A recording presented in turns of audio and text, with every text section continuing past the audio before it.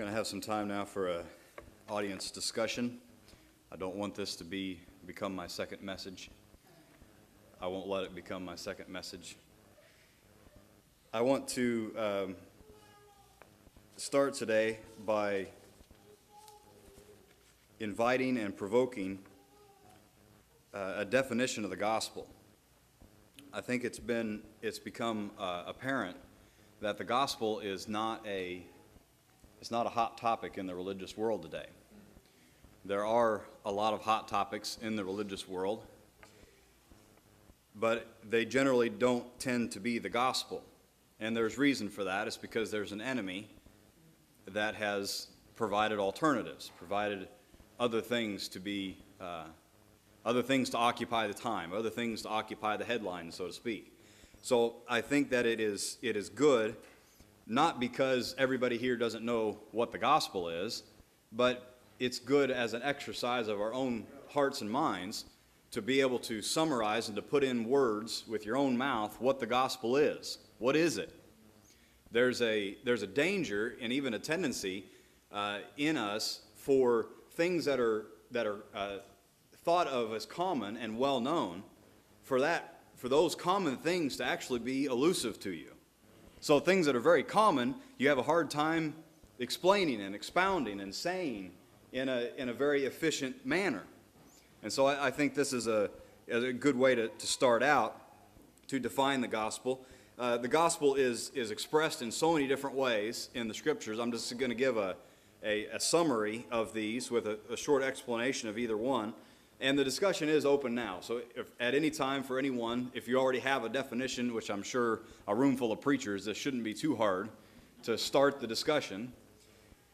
But the scriptures, particularly in the Gospels, speak about the gospel of the kingdom. The gospel of the kingdom refers to the message of the gospel being a glorious gospel. This is a gospel that comes from a kingdom. It's not a humble message. It's a message from a kingdom. It's a high calling. It's coming from an otherworldly kingdom, an eternal kingdom. It's the gospel of the kingdom. I think of the heavenly land or the kingdom being the land of origin of the gospel.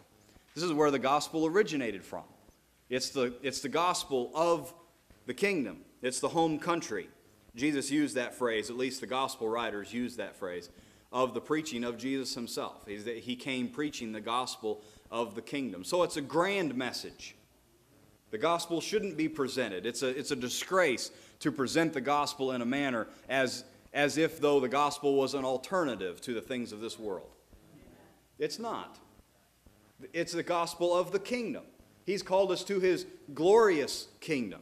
It's an eternal kingdom. It's a kingdom of power. In fact, it's the kingdom in which all the other kingdoms of the earth, kings of the earth, they'll bring their glory and honor into it in the world to come.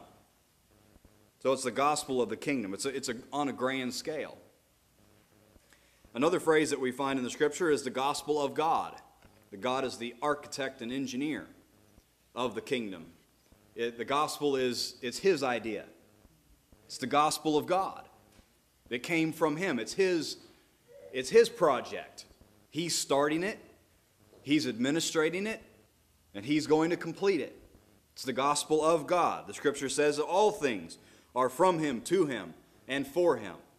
It's the gospel of God. It belongs to him. It comes from him. It's to his glory.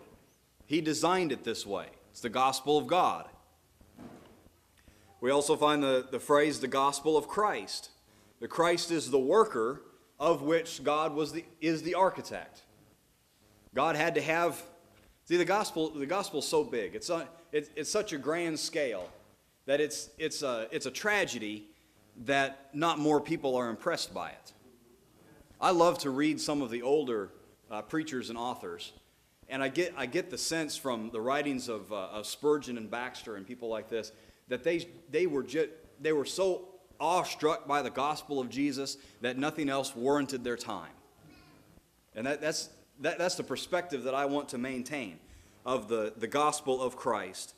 When Jesus came into the world, he said, "Lo, I have come to do thy will, O God." He was the right hand of God that we read of in Isaiah. that mine own arm brought salvation to me. Jesus is the worker of the gospel. God is the architect of the gospel. And it's a gospel of the kingdom. Now, at any time, I'm waiting for comments and discussion. I'm doing fine. There's a phrase that we read in the book of Galatians that the scriptures preached beforehand the gospel unto Abraham. This is an intriguing phrase to me. If the gospel was preached to Abraham, then the gospel wasn't plan B. It didn't come after the law. The gospel was preached beforehand. The gospel was preached to Abraham before the law was ever given to Moses.